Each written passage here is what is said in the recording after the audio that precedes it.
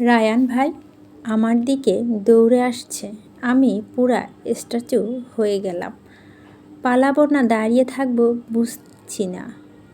সারাদিন কানের কাছে ওনার ভালোবাসা প্যান প্যান শুনতে শুনতে মাথা ব্যথা উঠে যায় আমার।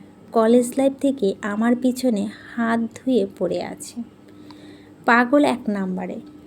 আমার 4 বছরের সিনিয়র, দেখতে শুনতে মোটামুটি ভালো। জানি না কোনো কুক্ষণে কলেজে একটা অনুষ্ঠান ওনার সাথে কথা হয়েছিল। কথা বলেছিলাম একজন ফ্রেন্ড ভাই হিসেবে। ও পরিচয় করিয়ে দিয়েছিল। সেই থেকে আমার সাথে ঝোঁকের মতো লেগে আছে। কলেজে গেলে গেটের সামনে দাঁড়িয়ে থাকে, প্রাইভেটে গেলে সেখানেও থাকতো। বাসা থেকে বের হতে পারতাম না। আমার নানুর বাসা থেকে পড়তাম, তাই ওনার জন্য ওই বাসা থেকেও চলে আসলাম। এর জ্বালায় একবার তো আমি কলেজে যাওয়া বন্ধ করে দিয়েছিলাম। সব সময় আমার পেছনে পড়ে থাকতো। পরে তানিশার বুদ্ধিতে ওনাকে মিথ্যে বলেছিলাম আমার বিয়ে হয়ে গেছে। সেই কথা বলার পর 6 মাসের মতো ওনাকে আমার আশেপাশেও দেখিনি। শান্তিতে ছিলাম, কিন্তু এতদিন পর উনি এখানে কি করে মাথায় আসছে না। রায়হান ভাইয়া দৌড়ে এসে আমার সামনে হাঁপাতে হাঁপাতে বললেন, তুই এখানে? আমি বিশ্বাসই করতে পারছি না। কলেজে শেষ হওয়ার পর কত খুঁজেছি তোমায়। কোথায় চলে গেছিলে? চট্টগ্রাম বিশ্ববিদ্যালয়ে চান্স পেয়েছো? না, ঘুরতে এসেছো? আমি একটু হাসার চেষ্টা করে বললাম, এখানে দেখছেন যখন এখানে চান্স পেয়েছি। রায়হান ভাই খুশি হয়ে বলল, ও মাই গড, হোয়াট অ্যাক্সিডেন্ট! আমি এখানে পড়ি ফরেস্ট্রিতে। আমি বিড়বিড় করে বললাম, কেন বাংলাদেশে কি বিশ্ববিদ্যালয় অভাব ছিল যে আপনাকে বিশ্ববিদ্যালয়ে পড়তে হবে? রায়হান ভাইয়া আমায় বিড়বিড় করে শুনে বললেন, কিছু বললে? আমি 32 পাটির দাঁত বের করে অনিচ্ছাসত হেসে বললাম, কিছু না। তো ফরেস্ট্রি যিনি সোশ্যাল সায়েন্স ফ্যাকাল্টিস কী করেন? এখানে এসেছিলাম একটা ফ্রেন্ডের সাথে দেখা করতে।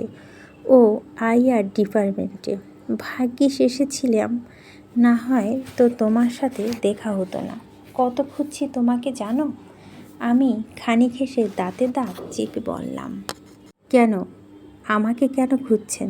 দেশে কি মেয়ের অভাব পড়েছে? যে কোনো একজনকে খুঁজে নিলেই তো হয়। রায়হান ভাই হেসে বলল, কি বলো যে কাউকে খুঁজে নেওয়া আর তোমাকে খোঁজা কি এক হলো? সবাইকে তো আর আমি ভালোবাসি না। আমি মনে মনে ভাবলাম। আবার শুরু হলো, উফ না, এখানে আর বেশিক্ষণ থাকা যাবে না। এক্ষুনি না পালালে মাথাটা খারাপ করে ছাড়বে। আমি রায়হান ভাইয়াকে বললাম, আচ্ছা ভাইয়া, আমার বাসা যেতে হবে, লেট হচ্ছে, পরে কথা হবে। বলেই যেতে নিব, তখনই রায়হান ভাই আমার সামনে এসে দাঁড়ালো। হঠাৎ উনি সামনে আসতে আমি থমকে দাঁড়ালাম। আমি আপনার দিকে ভুরু কুঁচকে তাকিয়ে রইলাম। রায়হান ভাইয়া বলল, আরে এত তাড়া কি আছে? এতদিন পর দেখে একটু সুখে দুঃখে কথা বলবো। জানো তো, তোমার নামের সাথে আমার চরিত্রের যথেষ্ট মিল আছে। আমি ওনার দিকে ভুরু কুঁচকে তাকিয়ে রইলাম। নামের সাথে চরিত্রের মিল আছে মানে? রায়হান আবার বলল, বুঝলে না তো? আমি না সূচক মাথা নাড়ালাম। রায়হান ভাইয়া হেসে বলল, এই যে তোমার নাম সোহা, সোহা নামের অর্থ কি জানো? সোহা নামের অর্থ ছোট গ্রহ বা ছোট তারা। এটি এমন একটি গ্রহ বা তারা যার আলো আকাশে সহজে দেখা যায় না। তুমিও সেম, তোমাকে সহজে দেখা যায় না। এই 6 মাস পাগলের মতো খুঁজেছি, বাট তোমার কোনো দেখা নাই। বাসায় তো চেঞ্জ করেছো, অ্যাটলিস্ট রিধিমার সাথে তো যোগাযোগ রাখতে, তাতে হলেও তোমাকে খুঁজে পেতাম। কত মিস করছি তোমাকে। ওনার এসব বকবক শুনতে শুনতে মাথা পোকা নড়ে যাচ্ছে। উফ, আমার এখন হাত পা ছড়িয়ে কাঁদতে মন চাচ্ছে। আরে এই থেকে তো শান্তের ভালো আছে। এর দেখে আমি মাঝে মাঝে বুঝতেই পারি না ছেলেরা এত বাচাল কেমনে হয়। রায়হান ভাইয়া আমার সামনে তুড়ি বাজিয়ে বলল, কি ভাবছো? আচ্ছা, এখন থেকে আমি বকবক করছি, তুমিও কিছু বলো। আমি ওনার দিকে তাকিয়ে বললাম, বলবো তো। আচ্ছা, আমি এখন যাই, যেতে নিব। উনি আমার আটকে দিল। আরে এত যাই করছো কেন? 2 মিনিট আমার সাথে কথা না বলল। আমি কান্না মুখ করে বললাম, কি বলবো? উনি মুচকি হেসে বলল, তোমার যা ইচ্ছা। আমি বিরক্ত নিয়ে বললাম, আচ্ছা আমি এই 6 মাস কই ছিলাম? রায়ান বলল, ও মিস করছিলে বুঝি? কোথায় আর থাকবে, তোমার বিয়ের কথা শুনে তো পুরো ডিপ্রেশনে চলে গিয়েছিলাম। তারপর মাইন্ড ফ্রেশ করে ঘুরতে চলে এলাম, কিন্তু তাও তোমাকে ভুলতে পারছিলাম না। তারপর একটু দেশের বাইরেও যেতে হয়েছে বাবাকে নিয়ে। এসব করতে করতে আর তোমার খোঁজ নেওয়া হয়নি। পরে দেশে ফিরে মনে হলো তোমার কথাটা একটু যাচাই করা দরকার। পরে রিদিমাকে জিজ্ঞেস করে দেখলাম, ও বলল যে তুমি বিবাহিত নও। তবে ততদিনে তুমি আমার থেকে অনেকটা দূরে চলে গেছো। কিন্তু আজকে আমি আবার তোমায় খুঁজে পেলাম। আমি কত ভাগ্যবান। আমি মুখ গোমরা করে বললাম, আপনার কাছে শুধু সারাংশ জিজ্ঞেস করেছিলাম, আপনি তো পুরো ইতিহাস শুনিয়ে দিয়েছেন। রায়ান হেসে বলল, এতদিনে না বলা কথা তো আর অনেক কথা বলার আছে, এখন কই থাকো? আমার মুখ হাসি ফুটল। উফ, এতক্ষণে ঠিকঠাক প্রশ্ন করেছে। আমি হেসে বললাম, শ্বশুরবাড়ি থাকি। রায়ান ভাইয়া হেসে আমার কথাটা উড়িয়ে দিয়ে বলল, বারবার মিথ্যা কথা বলে আমাকে এড়াতে পারবে না। এর আগের বার মিথ্যা বলেছ। পরে আমি খোঁজ নিয়ে দেখেছি তোমার বিয়ে হয়নি। তাই প্লিজ আর বলো না। বুকের বাম পাশের ছোট্ট হাতটা নিতে পারছে না। এইবার মিথ্যা না, সত্যি বলছি, আমি বিবাহিত। এই মাসখানেক হলো বিয়ের। মিথ্যে কথা আমি আর বিশ্বাস করছি না। তোমাকে দেখে মনে হয় না বিয়ে করেছে। আমি ভুরু কুঁচকে বললাম, কেন? বিয়ে হলে কি মানুষের একটা হাত বেশি হয় না? পা বোঝা যায় না কেন? আর বোঝা না গেলেও এটাই সত্যি, আমি বিবাহিত। মিথ্যে কথা বলছো তুমি, আর না হলে মজা করছো। আমি বিড়বিড় করে বললাম, আরে অদ্ভুত, যখন মিথ্যা বলছি তখন বিশ্বাস করেছো, আর এখন যখন সত্যি বলছি তখন অবিশ্বাস করেছো। এটা তো ওই রাখালের মতো হয়ে গেল। প্রতিদিন বাঘ এসেছে বলে প্ল্যান করতে গিয়ে সেই দিন সত্যি বাঘ এলো, সেই দিন আর কেউ বিশ্বাস করে না। আমার অবস্থা একই। এখন একে কে বিশ্বাস করাবে আমি বিবাহিত? তখন পিছন থেকে কেউ বলে উঠল, ও রোমিও, ও বলছে তো ও বিবাহিত, তারপর কেন বিশ্বাস হয় না? ও কি তোমার ভাবি না শালি যে মজা করবে? কথাটা শুনে আমি পিছনে ফিরে তাকালাম। শান দাঁড়িয়ে আছে। আমার চোখে মুখে খুশির রেখা ফুটে উঠল। ওনাকে দেখে এত খুশি আমি জীবনও কখনো হইনি যতটা আজকে হয়েছি। একদম রাইট টাইমে এন্ট্রি নিয়েছে। শান আমাদের দিকে এগিয়ে এসে আমার পাশে দাঁড়ালো। রায়ান আমাদের দিকে তাকিয়ে বলল, এই মিস্টার, আমার ছোট্ট তারা থেকে দূরে সরে থাকান। আপনি কে? আমাদের মধ্যে কেন কথা বলছেন? শান হেসে বলল, আমি তোমার দুলাভাই। শানের কথা রায়ান রেগে বলল, কি আজে বাজে কথা বলছেন? আজে বাজে না ভাই, সোহা তোমার বোন, আর আমি যেহেতু সোহার হাজবেন্ড তাই তোমার দুলাভাই। এইবার বিশ্বাস হয়েছে তো যে ও বিবাহিত? রায়ান পুরো হা হয়ে গেছে। ও অবাক চোখে আমাদের দুজনের দিকে তাকিয়ে আছে, যেন বিশ্বাস করতে পারছে না। শান আবার বলল, নেক্সট টাইম যেন তোমাকে সোহার আশেপাশে না দেখি। চলো সোহা। কথাটা বলে সান আবার হাত ধরে টেনে নিয়ে আসলো। আমি একটা স্বস্তির নিঃশ্বাস না। উফ, আরেকটু হলে আমি হয়তো মেন্টাল হসপিটালে থাকতাম। শান আমার দিকে তাকিয়ে বলল, কে ছেলেটা? আমাদের বিশ্ববিদ্যালয়ে পড়ে, আমার সিনিয়র। এত কথা কিসের? আমি একটু ভাব নিয়ে বললাম, আপনাকে বলবে কেন? যে হোক আপনার কি, আপনার সাথে তো আমার কথা বলার বারণ।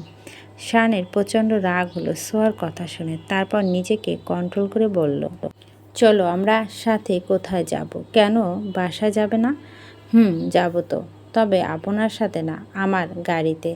আপনার সাথে দেখলে মা রাগ করবে। তুমি আমার সাথে যাবে বলে উনি গাড়িতে উঠতে যাবে। তখনই আমি বলে উঠলাম, না। আমার কথা শুনে শান আমার দিকে তেড়ে এসে আমাকে টেনে গাড়ি থেকে চেপে ধরলো আর দাঁতে দাঁত চেপে বলল, কালকে থেকে এই জিনিস সহ্য করে আছি, কি পেয়েছো আমাকে? বুঝো না মা রাগ করেছে, মাকে আমি যেভাবে হোক মানিয়ে নিতাম, কিন্তু সাথে তুমি কেন তালে তাল মিলাচ্ছ? আমি পুরা ভয় পেয়ে গেলাম, আমার চোখগুলো বড় বড় হয়ে গেল। সেই দিনের মতো মেরে বসবে না তো? আমি ভয়ে ভয়ে বললাম, কি করেছেন? এসব পাবলিক প্লেসে মানুষ দেখছে, ছাড়ুন আমাকে। কথাটা বলি শান চারদিকে তাকে একটু শান্ত হয়ে আমাকে ছেড়ে দিল। তারপর আমাকে টেনে একটু আড়ালে নিয়ে গেল। ওনার দু হাতে আমার দু গালের দুপাশে হাত রেখে নিচু কণ্ঠে বললাম, কেন এমন করছো বলো তো? এতবার তো মাপ চাইলাম, এবার তো মাপ করে দেওয়া উচিত। এখন কি তোমার পায়ে ধরবো? ওনার কথা শুনে আঁতকে উঠলাম। ছি ছি, এসব কি বলছেন? আমি সেটা কখনো বললাম? আপনি আমার বড়, আপনি কেন পায়ে ধরবেন? এসব কথা বললেও আমার পাপ হবে। শান একটা দীর্ঘশ্বাস ফেলে বলল, তাহলে কি করব বলো না? এতক্ষণ ধরে কি বুঝলাম মাথায় ঢুকেনি শুধু? লিসেন, এতক্ষণ ভালোভাবে বলছি, এজন্য গায়ে লাগেনি তো? আজকে যদি তুমি রুমে না আসো তাহলে এমন টর্চার করব যে সেটা কাউকে বলতে পারবে না, কাউকে দেখাতেও পারবে না। কথাটা মাথায় ঢুকিয়ে নাও, মাইন্ডেড। ওনার কথা শুনে আমার হেঁচকি উঠে গেল। কি সর্বনাশ কথাবার্তা! ছি ছি, লজ্জা শরমের মাথা খেয়েছে নাকি আল্লাহ জানে। শান বলল, এইবার কোনো বাক্য ব্যয় না করে গাড়িতে উঠে বসো, আমি কিছু বলবো। তার আগেই শান আমার দিকে রাগী দৃষ্টিতে তাকাতেই আমার বুলি বন্ধ হয়ে গেল। শান গাড়ির দরজা খুলে দিল। আমি চুপচাপ উঠে গেলাম। শান গাড়ি চালাতে লাগলো, কিন্তু একটা কথাও বললাম না আমার সাথে। আমিও কথা না বলে সামনের দিকে তাকিয়ে রইলাম। গাড়ি বাড়ির সামনে পৌঁছাতেই আমি গাড়ি থেকে নামতে যাব, তখনই শান বলে উঠল, যেটা বললাম মাথায় থেকে জানো। কথাটা বলেই ঠিক নাট একবারও আমার দিকে তাকালো। আমি বাড়ির ভিতরে চলে গেলাম, সাথে শানও। ভিতরে যেতেই দেখলাম বাবা চলে এসেছে। আমি দৌড়ে গিয়ে বাবাকে জড়িয়ে ধরলাম। কেমন আছো বাবা? কত মিস করছিলাম তোমাকে। ঢাকা গিয়ে তো আমাকে ভুলে গেছো, এত লেট করে ফিরলে। বাবা হেসে বলো, শোনো মেয়ের কথা, মাকে কি কেউ বলে? এক মায়ের কাছে গেলে অন্য মা তো অভিমান করে। ভূমিকাও এই কথা বলেছিল। তোরা দুজনই আমার কাছে এক, বুঝলি? তোকেও আমি অনেক মিস করছি, তাই তো ছুটে এসেছি। বাবা, পুষ্প কেমন আছে? ভালো আছে। পুষ্প তো বায়না ধরছিল আমার সাথে আসবে, তোকে দেখবে। কোনো রকম বুঝিয়ে শুনিয়ে রেখে আসলাম, কিন্তু তোকে যেতে বলছে তাড়াতাড়ি ঢাকায়। পুষ্পর কথা শুনে আমার মনটা খারাপ হয়ে গেল। মেয়েটার সাথে প্রতিদিন ফোনে কথা বলি, তখন বায়না করে আমারও যে ওকে দেখতে মন চায়। তেমন তো নয়, কিন্তু সময় কোথায়? আমার ভিতর থেকে একটা চাপা নিঃশ্বাস বেরিয়ে এলো। শান গাড়ি পার করে এসে ভিতরে দেখতে চমকে গেল। শানের মুখে মস্ত বড় একটা হাসি ফুটে উঠল। যে কত প্রতীক্ষিত বস্তু চোখে পড়ছে, এইবার মনে হচ্ছে এর পাল্লাটা ভারী হবে। শান এগিয়ে গেল বাবার দিকে, এগিয়ে সালাম করে শক্ত জড়িয়ে ধরল। আব্বাজান, এত বড় সারপ্রাইজ তুমি এভাবে পারবে না। আমি কত খুশি হয়েছি। আল্লাহ আমার দিকে মুখ তুলে তাকালো। শানের এত খুশি দেখে ফ্যাল ফ্যাল করে তাকিয়ে রইলাম আমি। মনে এত খুশি হওয়ার কি আছে তাই বুঝলাম না। শানকে ভিতরে আসতে দেখে শাশুড়ি মা বললেন, যা সোহার রুমে গিয়ে ফ্রেশ হয়ে আনে, আমার রুমে তো জন্য জামা রাখা আছে। মায়ের কথা শুনে বাবা চমকে গিয়ে বলল, সোহা জামা তোমার রুমে কেন? মা বলল, কারণ সোহা শানের সাথে থাকে না। কথাটা শুনে মনে হলো বাবা আকাশ থেকে পড়লেন। বাবা একবার আমাদের সবার মুখের দিকে ফ্যাল ফ্যাল করে তাকিয়ে রইল। থাক মা, মানে তোমার গুণধর ছেলে কি করেছে জানো? বউয়ের সাথে ঝগড়া করেছে, তাই সোহাকে আমি আমার কাছে এনে রেখেছি। মা, আসলে ব্যাপারটা চেপে গেল, কারণ এই বিষয়টা যদি বাবা জানতো তাহলে আরও বেশি হার্ড হতো। বাবা খিলখিলে হেসে বলে, ও এই ব্যাপার, তাই বলো। তোমার সবাই তো আমাকে ভয় পাইয়ে দিয়েছ। আচ্ছা মা, এমন একটু একটু হয় বুঝেছ। এখন নিজের রুমে ফিরে যাও আর সব মান অভিমান মিটিয়ে নাও। এতক্ষণে শান বলে উঠল, ঠিক বাবা, আমিও কালকে থেকে মেয়েকে একই কথা বোঝাচ্ছি, বাট ওরা তো আমার কথা শুনছে না, তুমি একটু বুঝাও। মা তেতে বললেন, কি বুঝাবে? হ্যাঁ, কিছু বুঝাবুঝি নাই, সোয়া তুই যা। আমি মাকে ইতস্ত করে বললাম, মা বলছিলাম যে আমাকে কথা বলতে না দিয়ে মা বলল, কিছু বলতে হবে না, যা তুই। এইবার বাবা মাকে বলো, আচ্ছা যা হয়েছে হয়েছে, ছেড়ে দাও, বাচ্চা মানুষ। তুমি তোমার ছেলেকে সাপোর্ট করছো। বাবা কিছুটা ভাব নিয়ে বলল, এখন তুমি যদি তোমার মেয়েকে সাপোর্ট করো, আমাকেও তো আমার ছেলেকে সাপোর্ট করতে হবে। মা ঝাঁঝালো কণ্ঠে বলল, আচ্ছা ব্যাপারটা না থাক, তোমার ছেলের সাথে আমার রুমে তোমার প্রবেশ নিষেধ। চলো সোয়া, এবার থাকুক বাপ বেটা। মা বলেই আমাকে নিয়ে চলে আসলো। মানে কিছু সময়ের মধ্যে কি হয়ে গেল বুঝতে পারলাম না। এক ক্যাচাল সামলাতে গিয়ে এখানে আরও আরেক বাওয়াল শুরু হয়ে গেল। এবার কি হবে? দুই মহিলা হনহনিয়ে চলে গেল, আর দুই পুরুষ গালে হাত দিয়ে তাদের যাওয়ার দিকে অসহায় দৃষ্টিতে তাকিয়ে রইল। রাতের দিকে দুই বাপ বেটা গালে হাত দিয়ে বসে আছে আর মশা তাড়াচ্ছে। দুজনে গোমরা মুখে বসে। আজকে দুজনে বউ চলে গেছে। মিস্টার ইমতিয়াজ ইমরান তো ভাবতেই পারছে না শেষ পর্যন্ত এই বয়সে এসে বউ ছেড়ে থাকবে হবে। ভাবতে ওনার শ্বাসকষ্ট বেড়ে যাচ্ছে। শান বসে থেকে থেকে বোরিং হয়ে গেছে, তাই উঠে দাঁড়, কি ভাবছো বলো তো? এইভাবে গালে হাত দিয়ে বসে থাকলে চলবে?